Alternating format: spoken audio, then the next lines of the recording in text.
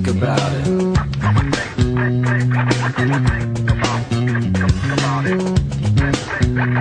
I mean, no, but honestly, just think about it. Yeah, You're depressed. Pooh Bear is obese because he eats when he gets sad. When he's out with his friends, it's fine. But when it rains, what does he run to? He runs to honey. Like a girl would run to food when she gets dumped. And that's when the weight packs on. Rue, he's still in his mom's pouch. Every birthday, he's supposed to be getting older. And if you look at a real kangaroo, they say that kangaroos leave the pouch when they're 2 years old. But Piglet's 4. It's still in his mom's pouch. Rue. Christopher Robin sees things. He only. We're asking you not to get the time long. He only. Keep going. I just lost my train of thought. Oh, but who? Christopher Robin. That's a whole new story. Christopher Robin only sees Pooh Bear and them when he goes to his room and shuts his door. When his door shuts, that's when Pooh Bear and them come alive. As in, he's lonely, he's depressed, so he makes up these fake characters to keep himself. And you said that all those characters are a representation of kids. Of kids. Tigger, ADHD. Because he never sits down. Yeah, he's always and Ow, Mr. Know-It-All, Mr. Bossy. You know what I mean? Yeah. But he stays in his house all day. And Rabbit has OCD. Every time somebody drops something, Rabbit's right behind them to clean it up. You see what I'm saying? Gosh. Yeah. And it's always like that. You have to pay attention to Disney movies. Every Disney movie, someone's died. Little Mermaid, her mom died. Finding Nemo, his mother died. Aladdin lost both of his parents in a car crash. Simba lost his dad to a mountain fall. Snow White. Cinderella. Snow White's mom got killed by the evil witch. Cinderella, she has a stepmother. They never say where her real mother went. Oh my gosh. Bambi lost his mom by gunshot.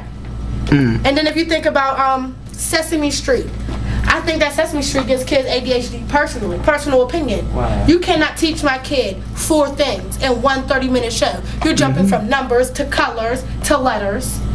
And it's teaching them how to be judgmental. They talk about Oscar the Grouch like he's a dirtball because he lives in a trash can. But think, there's people downtown that are just like Oscar the Grouch. They're teaching kids to be judgmental of people. You got an oversized pigeon walking around. What is that? Like, what are you teaching? So what do you think about, if you're gonna base on Sesame Street, what do you think about Dora the Explorer? But see, if I think about Dora the Explorer, she's realistic to me.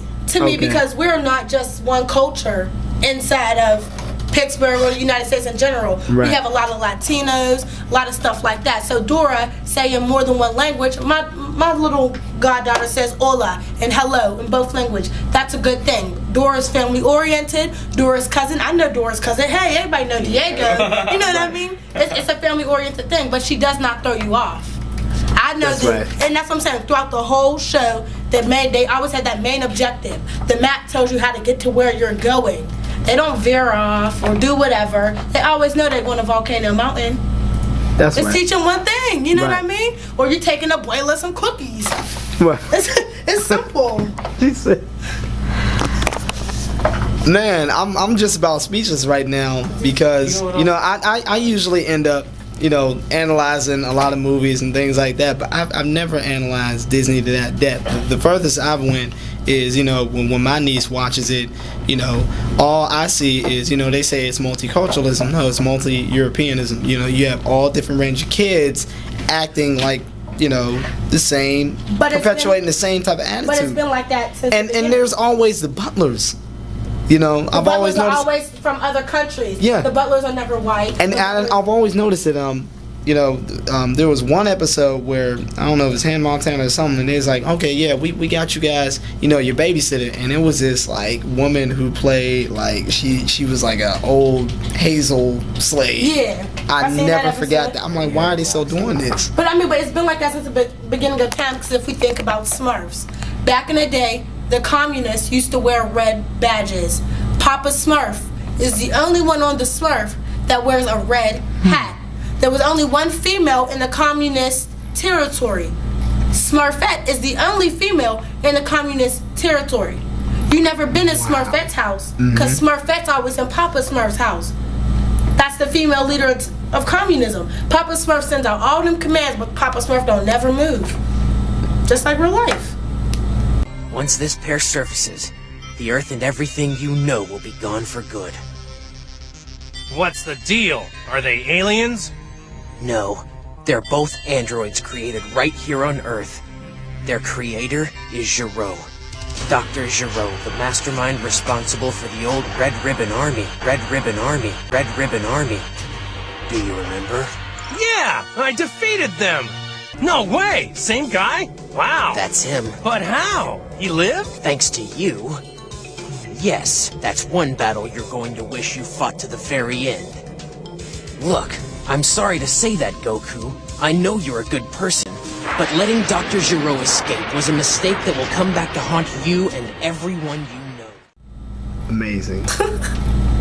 Amazing. I want to watch it.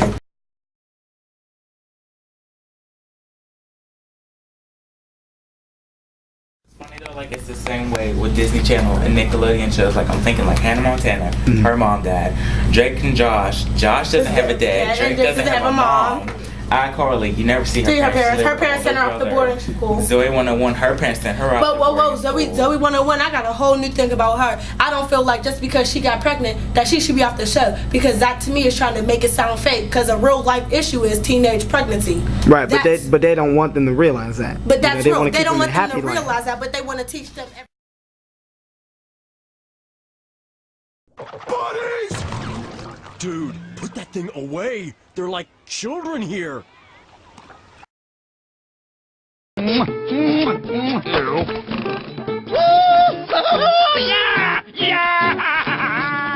You've really made him happy. I know what I've done. Okay. What can I get for you, handsome? It's money that keeps your pants square. It's money that keeps Squidward in Fitty soap. Lila. Say it. I'm ugly. You're ugly and what? Square? No. Proud. I'm ugly and I'm proud. Good. Say it louder. I'm ugly and I'm proud. Louder. I'm ugly and I'm proud. Louder. I'm ugly and I'm proud. I am ugly and I'm proud. I'm ugly and I'm proud. Is that what he calls it?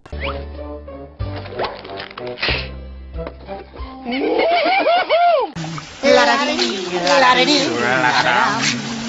La-da-dee, la-da-dee, la-da-dum.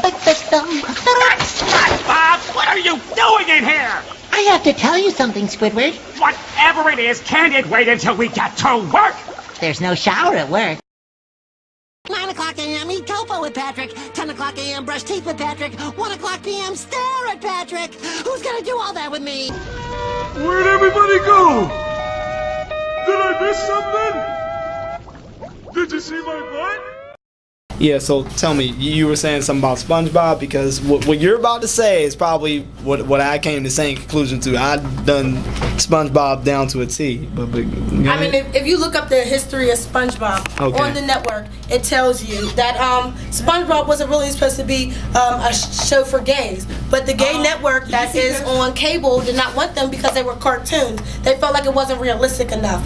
But Nickelodeon, seeing that SpongeBob had a gimmick. They told SpongeBob that they could go on if they took the gay stuff out, the gay scenes, stuff like that. But if you really pay attention to SpongeBob SquarePants, you still see some of that stuff that is borderline. Like when they found that baby clam and SpongeBob was the mom and Patrick was the dad, and Patrick was going to work the one they were every day. wrestling. And when they were wrestling and they Patrick came had out on the thong, there's still stuff on there like that. And that to me is proving that those facts were correct. It's all under investigation stuff. Like the squirrel. What's her name from the squirrel? Why did she seem like a big lesbian? If you think about it, because they tried to hook her in one episode, they tried to get her a boyfriend everywhere. She didn't want a boyfriend. She said she wanted to find someone in Texas. If you do the research for Texas has one of the highest gay rates. That's insinuating that she didn't want a male companion from Bikini Bottom. She wanted someone from Texas. I believe, literally, didn't we get into this before on the bus? We got into this on the bus before, and I'm telling you, you just have to Pearl's adopted, period. Think about it. Pearl's a whale. Mr. Krabs is a crab. Krabs' mom is a crab. The picture of Krabs and his mom. Crab's wife was a crab, so that means Pearl's not really his daughter. Pearl's adopted. Hey, you want to pull some cards? I mean, and how did SpongeBob become a sponge when his mom is a potato and his dad is a sponge? You know, should he have been like a potato sponge? Everyone think like theoretically. I mean, it doesn't make sense because when they come to town, he's known as Mr. Potato Head. He has the mustache, he has the ears, he has the eyes. But yet SpongeBob is a pure sponge. Which would mean that ain't his mom either. Just think about it.